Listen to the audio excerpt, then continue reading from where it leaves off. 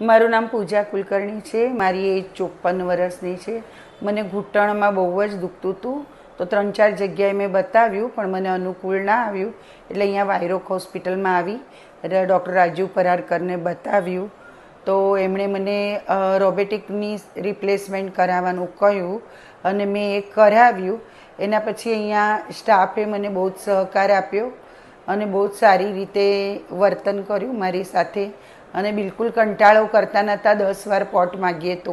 Operation કરતાં પહેલાં પગમાં દુખાવો થતો તો પછી નોકરી પર જવાની ઈચ્છા નથી થતી, ડોગને વોક નહોતું કરાવાતું મારાથી.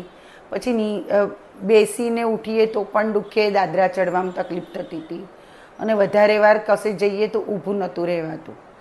એટલે આ રિપ્લેસમેન્ટ પછી તો ઘણું બધું જ સારું થઈ ગયું, અને મારા ઘરમાં કોઈ કરનારું નથી. તો હું 6-7 દિવસથી આ ફિઝિયોથેરાપિસ્ટ બેને વોકર છોડાવી દીધું. ઘરમાં તો હું ચાલતી હતી, નાના મોટા કામ કરવા લાગી હતી.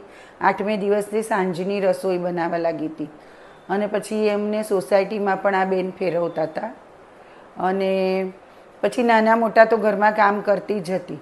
અને મહિનામાં તો હું નોકરી પર જવા લાગી હતી. તો પછી ત્યાં 2-3 વાર એક મહિના પછી તરત જ 2-3 વાર લાઇટો ગઈને, મારી ઓફિસ 5મે માળે છે, તો ત્યાંથી હું દાદરા ઉતરી પણ ખરી. એટલે એમાં બહુ કંઈ તકલીફ થઈ નહીં. અને એક્ટિવા તો મહિનામાં જ, એટલે 22મે દિવસથી મેં ચલાવી છે, અને હવે તો દાદરા ચડવામાં તકલીફ નથી.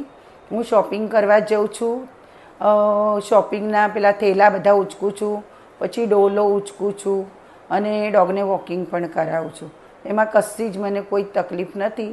અને શોપિંગ કરવા જઈએ તો હવે 3-4 કલાક થઈ જાય છે, તો એવું નથી લાગતું કે કશે બેસીએ.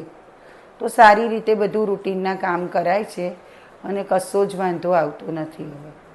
તો થેન્ક યુ રાજીવ સર કે મારું ઓપરેશન આ બહુ સરસ રીતે કર્યું છે, અને મને આ નવા પગ આપ્યા એના બદલ આભાર.